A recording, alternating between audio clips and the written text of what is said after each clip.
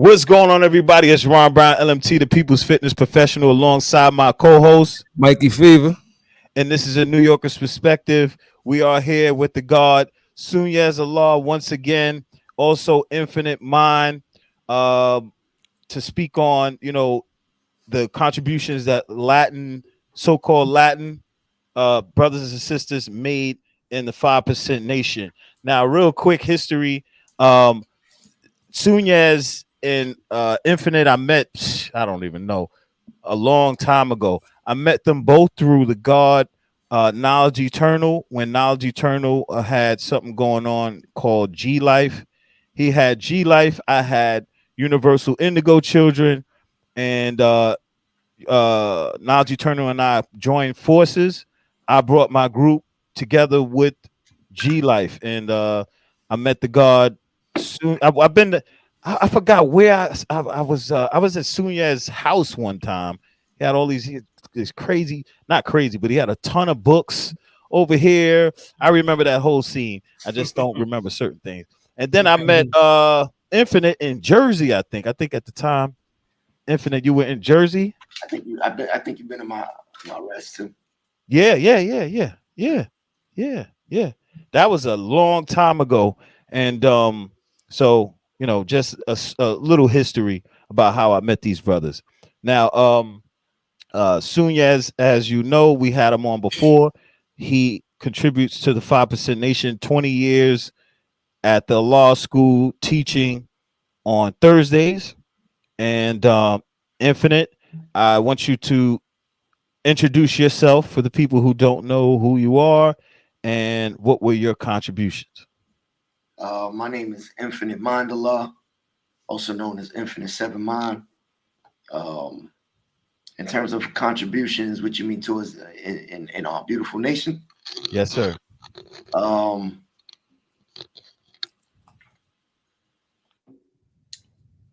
That's a very vague question, God. But I was and still and will always be part of the GOD security, God organized defense. I remember that history very well when it was a bunch of young guys back in like 01, 02. And we were recruited, so to speak, and trained by Knowledge Eternal. And I remember K Bourne was one of the guys that grabbed me up and put me on security. He made sure that I had knowledge, at least to my knowledge equality degree, in the 1 to 40. That would be who were the 5% on this poor part of the planet. And from there, we played the door. I was a young guard back then, and I met, the guards in the Three Treasures Martial Arts Association who trained me along with my brother A Zig. And, that's how we got involved with G Life Unlimited. And the rest is it's a beautiful history, man. It was I always say it was a Shaw Brothers movie on Mount Morris Park. It was live action Shaw Brothers flick, like real life Shaolin Temple in the middle of Harlem, right there on 125th Street, 124th Street, off of what was that? Not Lenox. And what avenue is that? You talking about around Park. Yeah. Park. Yeah, Mount Morris Park. Yeah. When you go up to the top, it just looked like a huge Shaolin temple. Yeah. And ironically, historically, that's where some of the first parliaments were being held when Allah came home from Madawan. That's peace, God. That's peace. So real quick, not real quick, as long as you want. Brother Suñez, God, can you break down maybe some contributions of other gods and earths that who are Latin in the 5% Nation that you may want to mention? I would say, I can't start this off without I don't mention and reiterate, obviously, Infinite Mind, his contributions. I consider Infinite Mind integral in bringing this knowledge not only everywhere he's been, but also having it stronger in other countries in South America. When I think of contributions, like I was saying this last week, it takes some time to do that. I didn't do all my homework. But when I was being taught, and when you get into, like anything, when it's real and you get into a circle where you're really being taught, this issue of being Latin wasn't a thing. You know what I mean? So the deeper that we got building with the elders and stuff, this really wasn't an issue. I remember when I was learning with Knowledge Me, my enlightenment, remembered imperfection, these questions about how I would build in those situations was stuff that I would have to give to him, you know, as my own problem. Because it wasn't a problem when he was dealing with me. It was never an issue. And it was always an add-on. And it was always matter-of-factly that he would build with me.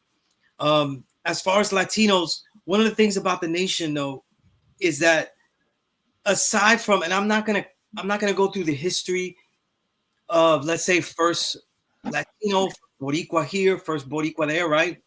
That's these statistics and truth, these basic elements of the history can be found very quickly. One of the things that I think about, though, with Latino contributions is that their contributions aren't Latino centered. You know what I mean? So, like, let's say if Infinite Mind is teaching people, they happen to be, a lot of them speaking Spanish, and he's teaching those people that are speaking Spanish and those different cultures. However, one of the problems, though, one of the things that when we deal with this knowledge, that's really the barriers we're supposed to be dealing with all individuals, right? So I think one thing that Latinos, because of the language barrier, because of the culture barrier, I think I see it more as a beginning of reaching out to all the original peoples, as opposed to that ultimate barrier. As far as Latinos, there's Latinos that have contributed since I was there. Peers, I remember in the beginning there was a big contingent in Pittsburgh, right? Shaking Suñez Allah was there. He was a writer as well. He wrote in the Knowledge of Self book, and that was a crucial essay. I mentioned that because that essay was often quoted a lot to me, because a lot of people assume that I wrote it, though. You know what I mean? I only edited it, though. I didn't write it. And as far as Latinos,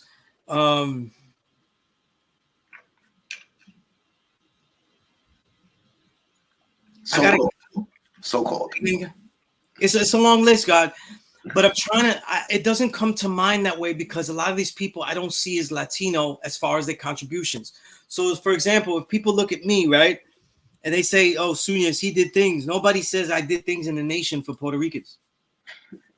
Even though, if you technically look at the list of the amount of Puerto Ricans I technically taught, it's a lot. It's a lot. You know what I mean? And if we go through like me and Infinite Mind's log of how many people we taught in each Latin American country, the numbers are bigger than most other people. You know what I mean?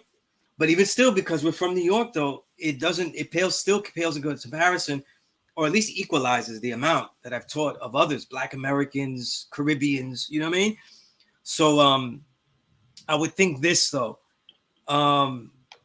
as far as in our nation, I think one of the most important things, the main contribution that I have found that all the brown brothers that have knowledge of self is just their presence and willing to engage in the culture that they deal with, and also the particularities of the ethnicity that they're coming into. You know what I mean? In other words, they don't give up the drum that they're from. Yeah. You know? And they're not so a lot of people think it's an assimilation process. There's a lot of times certain students, and this is not just Latinos, this is students of different cultures, you know, and they've been from all over the world. And a lot of times they feel they can't deal with this culture because they think they're going to have to get rid of aspects of their own. And the truth is, that's not really true. However, most of the stuff that we're doing, though, is wrong. So a lot of the stuff that you're doing, you're going to get rid of anyway. You know what I mean? But a lot of the other aspects of culture, they need to be amplified. They need to be focused on. They need to be used, you know? And I was building, when I was telling Infinite Mind about the show, I was trying to go through a run through of the issues that people have with Latinos. and I said this to you, and I think I spoke on this in the last show. I think a lot of the problems are really people looking at the nation outside, expecting certain things, you know, because there's a very sloppy hodgepodge of, of militant culture out there, you know, and I use that word culture loosely with this. And they have their own visions of what militancy is. And just like a lot of the youth too, you know, when we deal with the youth, right? One thing about the youth is that every generation is going to have their own issues with the failures of the previous generation. And we have to say that there's a failure because there's always a failure because we're not free yet. We're not free yet. So there's always something they could harp on that look back. And I think that when they do that, especially online, because in this era, a lot of people are given much more information than they can handle and then improperly processing things. So they see a lot of videos and stuff and they think that they have a handle on it. And they want to tell you, well, the nation should be this, the nation should be that. And they never stepped foot anywhere near in any cipher that had more than 10 gods, you know what I mean? Let alone 5. So they don't really know how it works, how we teach, and what really we're trying to do, you know? But the reason I said God, the most important person to give that an overt thing of how that experience is, and I said infinite mind because over the years, infinite mind has not only had a real scholarly approach. Everybody's done it on a feels approach, you know. Let me see how it feels, and it's almost like they're translating 120, and it's almost like in a Spanglish mentality, you know, sloppy and not scholarly done, and not done with the vision of the dialects of each of the Spanish-speaking peoples that you would encounter, because they could have differences everywhere, and also having one of the most diverse, if not the most diverse experience in teaching original people in their spaces. You know, I got to get sociological on it, in their spaces, in Latin America, in the countries they're from, and not only just teaching them from a distance, but also engaging them in culture. So I got to pass that to Infinite Mind because what he's done is exceptional. And even in our nation, though, it doesn't get the credit that it deserves. That was peace. That was deep right there. That was deep. Well, I wanted to ask. That's why, like, you know, I kind of hesitated when was asked the question contribution, because I don't know if I understand what you mean by contribution. You know, like I kind of want to get a better idea of it. You know, what did you mean by contribution, God? So contribution meaning whatever talent they had, whatever knowledge they had to pass on, whatever they had to offer to the nation to help the nation. That's what I'm referencing as far as contributions. Okay.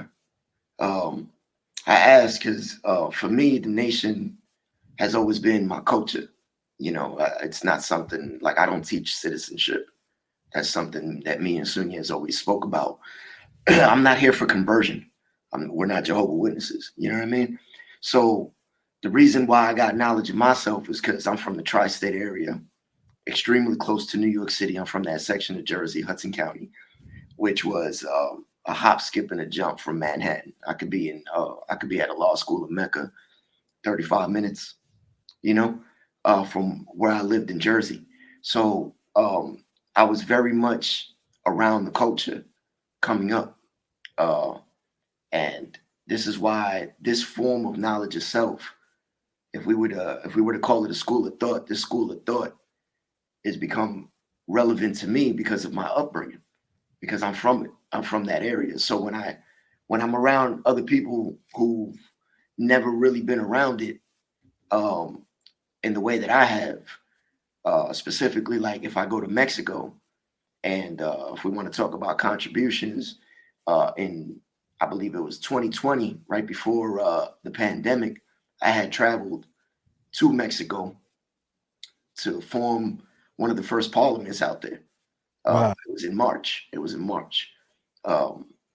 So I say that because when I went out there and I started building with the guys and we was doing the parliament, like what I explained was you already had knowledge of yourself in a different form, in a different light.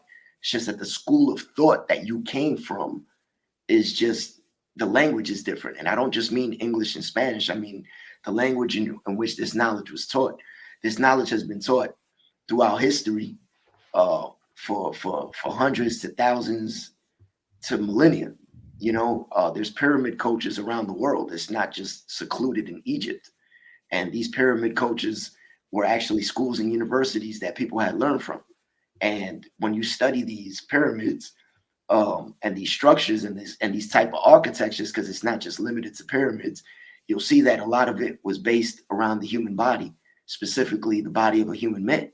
So if you read a book like Temple and Man by R.A. Schwaller de Lubbock's, and you study how the temple was literally designed like the human body and the man, and you read his book like The Study of Numbers, and you see how they use mathematics, and then you translate that, and you go to Mexico, and you find the pyramid 40 minutes away from the city of La Ciudad de Mexico, which is Mexico City, called Teotihuacan.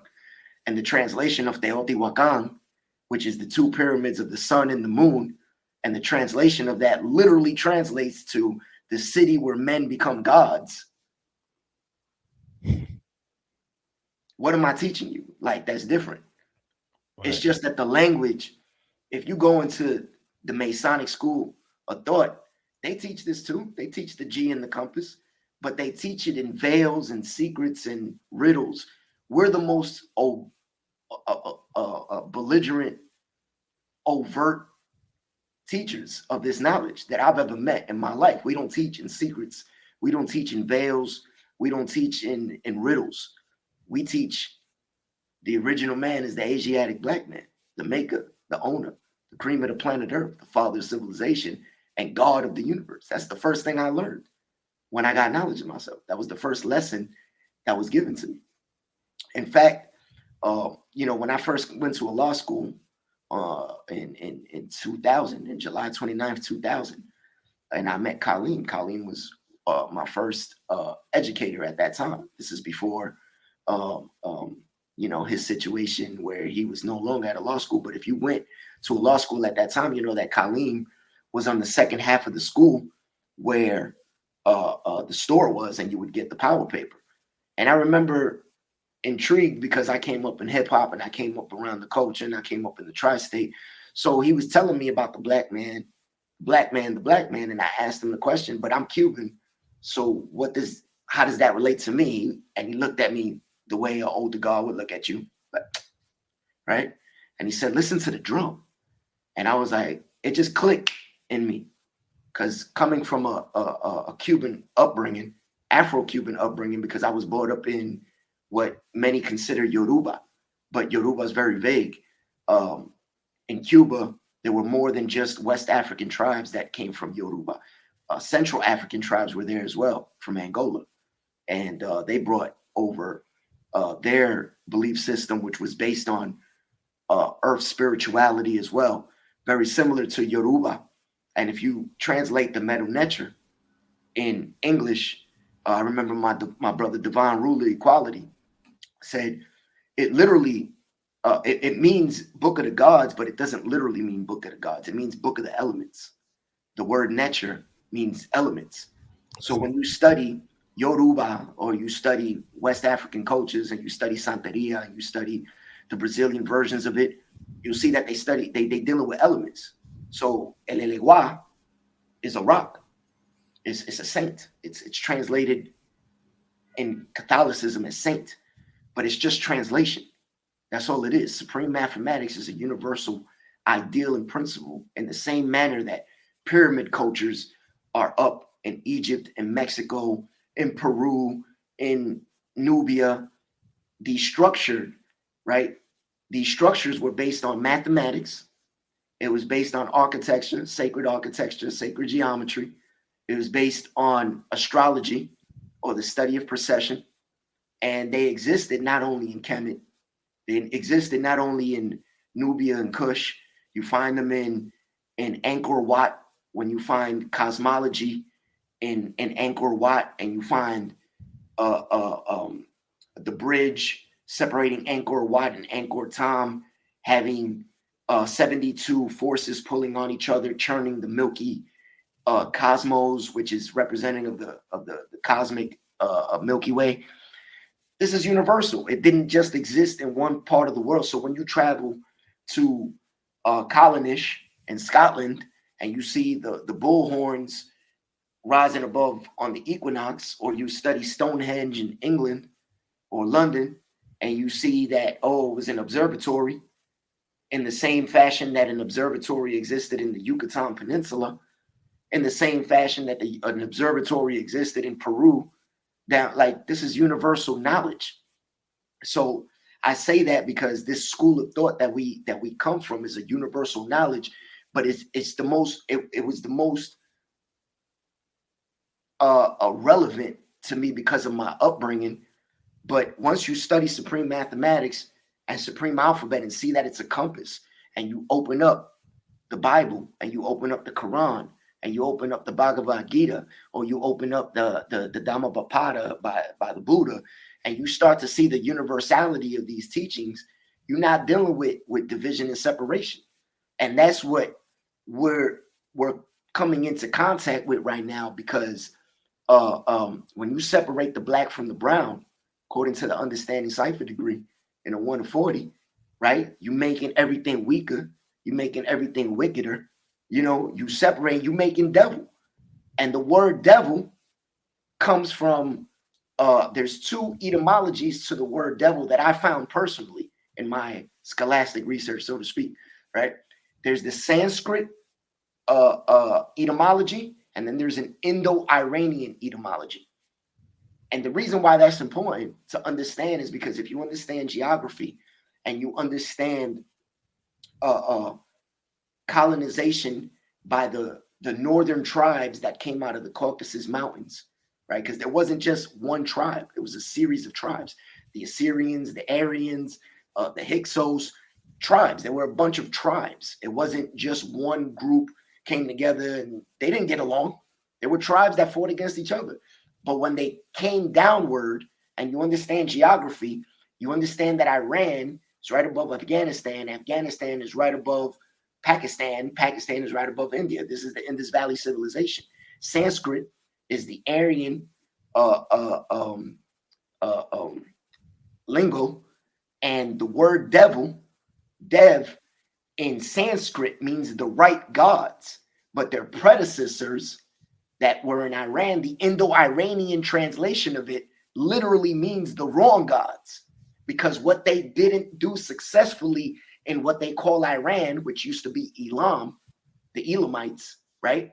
They successfully accomplished when they reached the Indus Valley civilization. So the reason why they were called the wrong gods is because they were given to a group of people. That name was given to a group of people who came and took the gods of the people and replaced it with their own images. That's why they were called the wrong gods. But when they went into the Indus Valley civilization and they took Vishnu out, and then they started putting in Brahma and they painted Shiva white. What was the other one? I forgot the third one. But they replaced the deities of the people there that look like the people there to look like the conquerors that came through. So the word devil means means the wrong gods. It means originally it meant the wrong gods, because those were the people that came and took the gods of the people and replaced it with their own images. This is the colonizer's mindset. But we're doing that to ourselves now here in the wilderness of North America when we separate in black and brown. When we separate in our people here, when we separate the original man is the Asiatic black man, not the African black man. I'm sorry to say, the concept of Pan-Africanism is finding its way into our nation, but our knowledge degree in the 1 to 40 tells us that the planet Earth is the home of Islam. But we're intrigued to the point where we're infatuated with one continent. When I'm telling you that there's structures in London, you can read African presence in early Europe, and they tell you that even though like there's limitations to that book as well, because the perspective that it's coming from. And I've asked some of these scholars myself, and I'm not going to name drop because I'm not an influencer. I'm not really into interviews. You won't see me in a lot of interviews like that. I do my thing. I build and I teach usually on a one-to-one basis. So even though I told you I went down to Mexico and we held a parliament, I'm not everybody's educated down there, and nor am I trying. I'm not trying to be either. I'm not self-centering myself in everything. I'm like, listen, those who really want to learn are going to learn, and those who are advanced, all right. So when the new ones come in and keep asking me, I want you to teach me, I'm like, no, you're going to have to get it from this person who already knowledge 1 to 10 will be student enrollment, because I'm not going to be the main dude that everybody, it's overwhelming, it's too much work, and it goes against what we teach in this nation, that each one teach one. And 360 degrees is to understand the equality of the cipher. Man sharpen man like steel sharpen steel. This is the type of stuff that I was taught. So there's no reason for me to be the most self-centered individual and be like, yeah, I got 1,001 students. And no, you need to get it from this person, because this person needs to not only is learning the lessons, but needs to learn how to teach this as well. Because the definition of a 5% is a poor righteous teacher, not somebody who's just getting knowledge itself because they want to feel better about themselves, But point is, when we're going back to the original point, when we're dealing with that separation amongst ourselves, you know what I mean? We're committing the understanding degree in the 140. We're making ourselves weaker. We're making ourselves wickeder, and we're developing and adopting our colonizers' mindset when we are like the colorism of North America bugs me out sometimes. Even though we have colorism in Central and Mexico, Central and South America, and in the Caribbean, there is colorism, so to speak. This Willie Lynch concept of separating the black, the brown, and the yellow. But what's happening here in the wilderness of North America is that the so-called African American, right, is kidnapping and holding hostage the term black. So you got a Dominican dude who's darker than this right here, right? And yeah, he might not have knowledge of himself. Right? Don't do it. Don't do it. Don't do it. Don't do it. Right? But whether he does or doesn't have knowledge of himself, if he refers to himself as a black man, you gotta acknowledge him as being a black man. You don't own that title because you come in the wilderness of North America. That is a colonizer's mindset. You are adopting the same mindset of the people who colonized and enslaved you because you are teaching supremacy. We're not here to teach supremacy. We are the nation of gods and herbs. We're not, you listen, look, I am an African studies major in college. This is what I graduated with. And I love African history. But the issue with Pan-Africanism and that level of nationalism is that the boundaries and borders and the geography of Africa as of today is a byproduct of 1883 Berlin Conference and the scramble for Africa. So when you exclude Yemen and Oman, and you have people in Yemen that look exactly like the people in Eritrea, a bunch of Nipsey Hussle looking cats, but no, that's Ethiopia. not. Yeah, and Ethiopia and the whole 9 yards, and they look like, and their DNA is connected to the so-called Aborigines of Australia and South India. They've done DNA testing on this, so you can't call like the South Indian. You're not gonna call him a black man. Like, what if he acknowledged it? What if he got knowledge of himself? You're gonna not call him a black man? You can't. That terminology is not just a terminology. Number one, unless you can point out an individual that looks like this, then we're using the terminology wrong. We are, and it's subjective. And that's what happens with language. And we're dealing with a language issue. And that's the reason in the 1 to 36 English lesson, it tells us he does not speak his own language, right? He does not speak his own language. So every single time we interact with each other, what I'm noticing that when we start clashing with each other is an issue with terminology and language. Even if like you have two so-called conscious communities coming together, they're clashing, right? But they're clashing based off of terminology and just getting lost in a world of words where the concept should be more important than the context of it all. And I always stress that. I stress listen, you got to understand there's a context, there's the content, and then there's the concept, similar to knowledge, wisdom, and understanding. The context is the actual word itself. The content is how we're defining that word. And the concept is the ideal that we're just using language to translate this idea. The concept should deal with the understanding.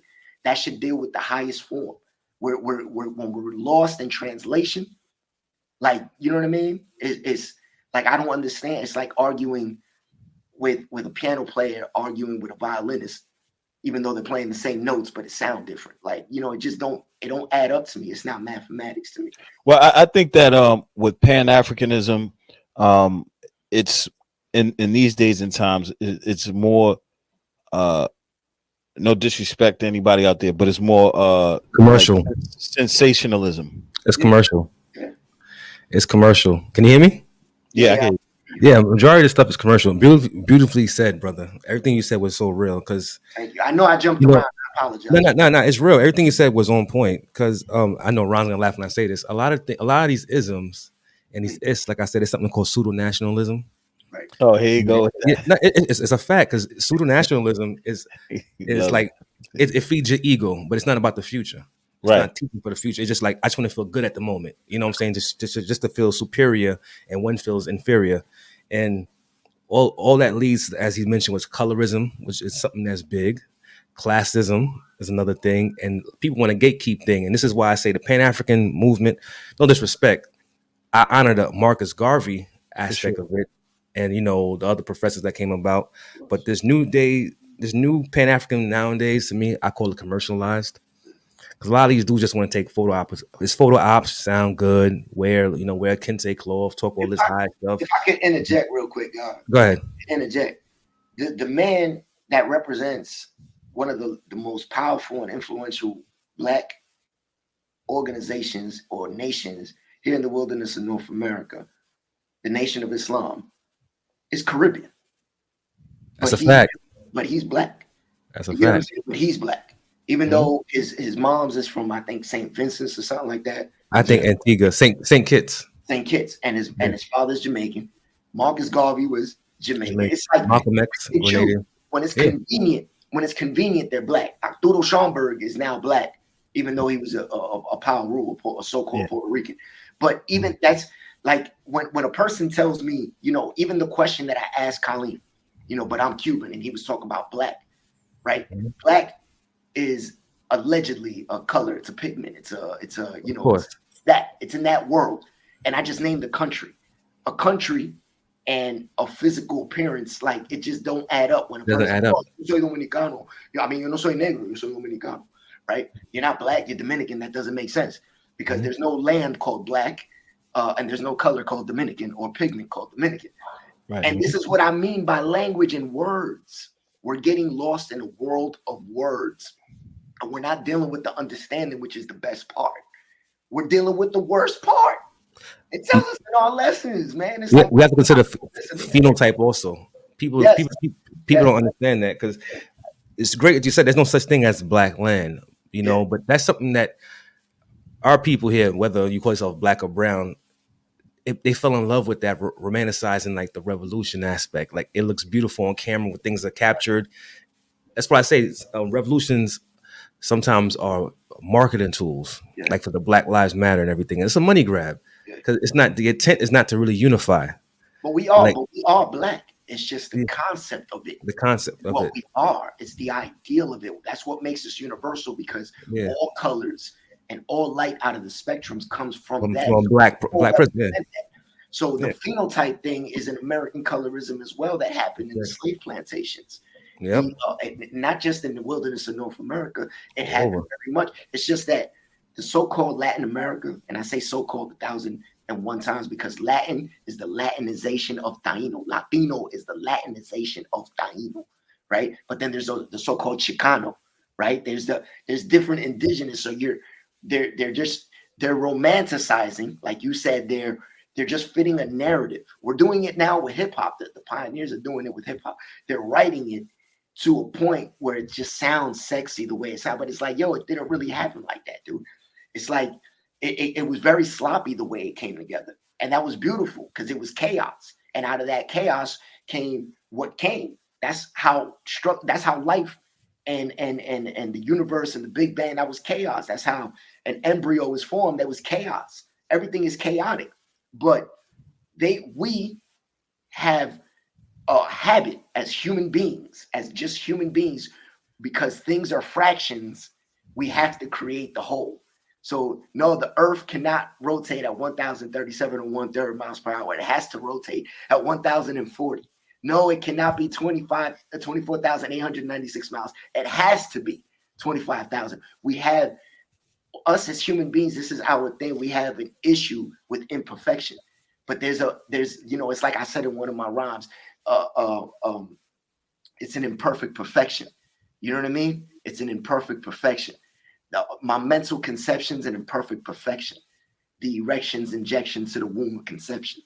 Miles Davis on his trumpet when he's playing his section, making love to the music. What a beautiful session.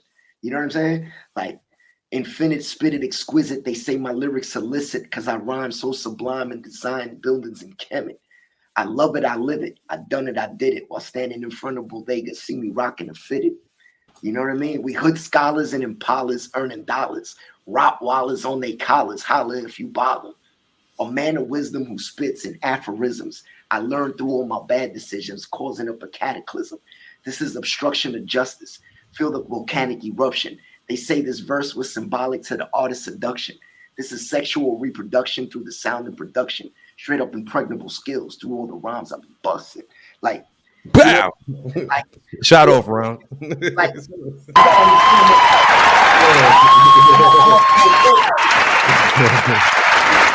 thank you. I'm a wordsmith, so I understand words a little differently. And I have a TEFL certification. When I left this country, I wanted to make sure that if I decided to stay abroad, I would always have a job. So there's a certification that you can get in this country called a TEFL, which is teaching English as a foreign language. And I've had experience as a former educator in the public school systems. You know what I mean? I had experience teaching ESL, which is English as a second language. So I understand language a lot different, being a poet, being a wordsmith, being an MC. Like, I understand. That's why I use double entendres like I just used in my last, and the rhyme I just spit. That's why I use metaphors and similar. Like, I understand words a lot different than your average normal individual because I study words. As a wordsmith, that is my profession. That is my life. So when I tell you something like, yo, God, I got chased down the street by a bat, you're gonna be like, what? You got a lot of questions to ask because you don't know what I mean by that. Because homonyms and homophones are a real thing in this language, this bastard language that we speak, right? There's 3 ways to spell there. And if I don't emphasize what I mean, you're gonna get lost in translation. And we get lost in translation. We are speaking a language that is not ours. It's been mixed, diluted, and tampered with. It's been watered down. It's been so like, just, can I curse? I don't know if I can curse. Nah, we can't, because All right, my fault. Effed up. The language has been so effed up that, you know what I'm saying? That when we speak to each other, we often come from a perspective of cultural upbringings from where we're from. And if we're not around each other and don't know each other, the psychology of that is that we're going to end up clashing. Like, if you bring somebody from the West Coast down to New York City from California, and he's calling cats Buster, and he's using slang terminology that we don't vibe with. In one time, if we didn't have knowledge of self, and these beautiful computers didn't exist and media didn't exist, be like, yo, who you calling a Buster, yo? Like, we're gonna take it the wrong way. Yeah. You know, they call each other fools. Hey, what up, fool? You know what I mean? Like, what you mean, fool? I ain't no fool. Like, we might take it the wrong way. So now that we have a device in front of us that gives us access to information, you'd think open-mindedness would exist, but open-mindedness is very rare seed in today's day and age, because in the age of information, not only is there a lot of misinformation, there's also a lot of ego. And the ego has an individual, I'm talking psychology now, the ego gets the individual to think they have access to something that somebody else doesn't have access to. But what happens is, when you have access to the information, did you empty your cup when you got that information, or was it filled with the upbringing of your dogmas and beliefs and paradigms that got in the way, so now that you can't translate this information into this other person's information and see, oh snap, we're saying the same thing. We're just kind of saying it different. And That's a fact. we get That's a lost in that. fact. Because even there's a lot of brothers that bring dogma into this nation, right? Because we haven't gotten rid of our slave colonized mind. We haven't done that yet. We Right. still translate that even when we get knowledge of self, and we come through and we bring our Christian beliefs, we bring our Muslim beliefs, we bring our whatever beliefs, we bring it into not only the conversation. And remember when you were 20, like remember when we were in our 20, we was zealous, man. We were I was overzealous. I thought I knew it all until I realized one day in my late 20s, I was like, damn, I really don't have the answers. I thought I did. I thought I had the answer to everything. I thought there was a mathematical equation and you can always solve everything. And that was how my mind was until I realized, yo, I don't have the answer. I don't have the answer to everything. And that was the whole point of being an infinite mind. To be an infinite mind is also to be infinite. I'm not finite in the physical. It's that I'm only here for a certain, in this form, I'm only here for a certain number of years, months, and days. But this mindset has transcended generations before me and is going to continue to transcend generations in front of me. Because I don't mean to cut you, God. Still, God, my apologies. It's all right. It's all right. It's all right. This platform right here, we let people just build. You know what I'm saying? We're not into like cutting people off and all that. But I just wanted to make sure that it's known. Your contributions. The God Suñez told me about how you taught people in, I think, South America, right? Let me put it this way, so it doesn't sound like I'm the Messiah or the savior of the whole. Like, I don't want to give that impression, because if you talk to some of the older gods, like talk to the God, Sun God, there was knowledge. There was a law school, if I'm not mistaken, in Puerto Rico back in the days. And unfortunately, Allah Khalib, rest in peace, remembered in perfection, is not here with us. But he was one of those brothers that was bringing knowledge out to Puerto Rico. So I'm not the first and the only, God to do this. That being said, the gods have, musically, I have a little bit of a name for myself in the world of hip hop. It's not nothing that I can sit here and brag about.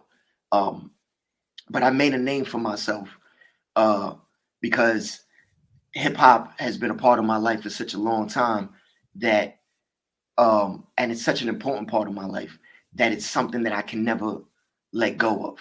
And fortunately, that hip hop message, as a God MC, my message has reached other parts of the world. And in the early 2000s, there was a brother that was living in Spain, right? That me and him developed a friendship and a bond and a brotherhood. And he was always intrigued by the knowledge because of Wu-Tang, World Order, right? So around this time, we had Yahoo Messenger. The birth of MySpace was coming into effect and social media and such. So I was always uncomfortable teaching online, even when it first came out, because I'm like, damn, like the way I got it, I got to walk and talk with you, But I did feel that it's not right to hinder somebody who wants to learn. So there's something that I could do. And I always felt that I could at least bring the fundamentals and the basics. So I bought him a Message to the Black Man. I remember, because he could read in English and speak in English a little bit. And I was like, if you can help me, we'll translate a lot of this stuff and maybe even have a translated version of it. So we translate like a little bit together. And I gave him Supreme Mathematics and Supreme Alphabet and so on and so forth. Now, this brother, little did I know, was going to blow up musically throughout Latin America, heavy, like throughout much of the world. This brother is a big known name in the hip hop community. What's his name? His name is NY's Allah. I knew him as Niñato. That was how I knew him, as the MC. And he has a crew called MDE Click, and they came out with an album called The 5%. think this was before Lord Jamal, to be honest. And I did the introduction to that album. Not to mention that me and him did songs together. So his name and the album blew up. Like I honestly had blinders because I wasn't even paying attention. And people were hitting me up from all over the world, specifically from Mexico and other parts of quote unquote Latin America, right? Central and South America. So the brothers from Mexico who kept hitting me up, this was like in 2008, 2009, 2007, like they kept hitting me up, but I was like, yeah, peace, that's what's up, love is love. But I didn't want to teach online, even though I gave Supreme Mathematics, Supreme Alphabet, and Student Enrollment to NYs. You know what I mean? I didn't feel comfortable as this is the best platform to teach or educate. I felt like, yeah, that's him. That's the God right there. That's my brother. You know what I mean? So I never felt like this was the platform for it. However, those brothers kept hitting me up constantly. And they wouldn't give up. They just wanted to learn. And, you know, around this time, around 2017, in 2016, I moved to Florida, right? And then in 2017, I left to China, and I trained in at the Shaolin Temple for about 2 years, in Shufu Shaolin, and you know, I lived exactly what I was inspired by when I grew up on those Shaw Brothers movies, specifically like Enter the 36 Chambers of Shaolin. I've always wanted to live like that, and I had the opportunity, and I took advantage of that opportunity.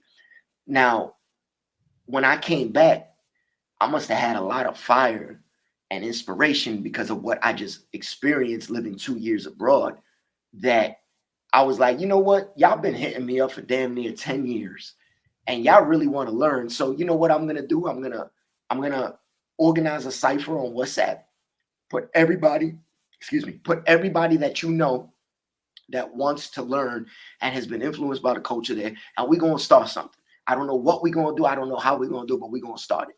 And we started a WhatsApp group, and that WhatsApp group ended up with me going out there and having my first parliament where I did examine and test brothers on the student enrollment. Now, from there, little did I know, I was building with other parts of Latin America, and I got in contact with the Venezuelan cipher, who had started because of the God Sharif, who was a classmate of mine when we used to attend Suñez class before I Knowledge 120, and we used to attend Wise Jamel class, right? So I knew Sharif, and little did I know, Suñez wrote an article about these brothers. Sur Siete. Sur Siete means Sud is south, 7 is God. We're the gods of the South, the gods that those dioses that Sud. This is now our crew. It's not only just a hip hop clique, but it's a movement, and it started in Venezuela. And the brother who started it is Messiah Allah, right? Messias. And he was living in Mexico at the time, in Mexico City. I didn't know that. So when I get in contact with him, and I got in contact with Sharif, Sharif put me in contact with Messias, right? Because I asked Suñez, do you know any brothers in Latin America? He was like, I remember writing an article about the brothers in Venezuela. So he put me in contact with Sharif. Sharif put me in contact with Messias. And Messias was like, I'm living in Mexico City. I was like, that's crazy. I'm going down there shortly, and we need to bring everybody together. And then he told me the history of Venezuela and how now the issue of Venezuela is that it's a unique situation because of the dictatorship that had happened under the communist regime down there, specifically Maduro, right? And a lot of Venezuelans had to leave because things got so bad out there, they couldn't like find a lifestyle. So many of those brothers who were part of the 5%, the nation of gods and earths, had separated and moved to different parts of Latin America, Colombia, Panama, Mexico, et cetera, et cetera. He put me in contact with those gods. We created a WhatsApp group with the Venezuelan gods, right? And then we started building. And then that's how now Sub Siete started to build. Now Messias is the brother that gave those brothers knowledge. But Messias only studied a Supreme Mathematics, Supreme Alphabet, and he got through his one student enrollment, but never finished it. But with me, he was able to finish it. So I took it upon myself to build with him and educate him and go through the lessons with him, right? And then I ended up going down to Mexico. I ended up teaching, holding a parliament and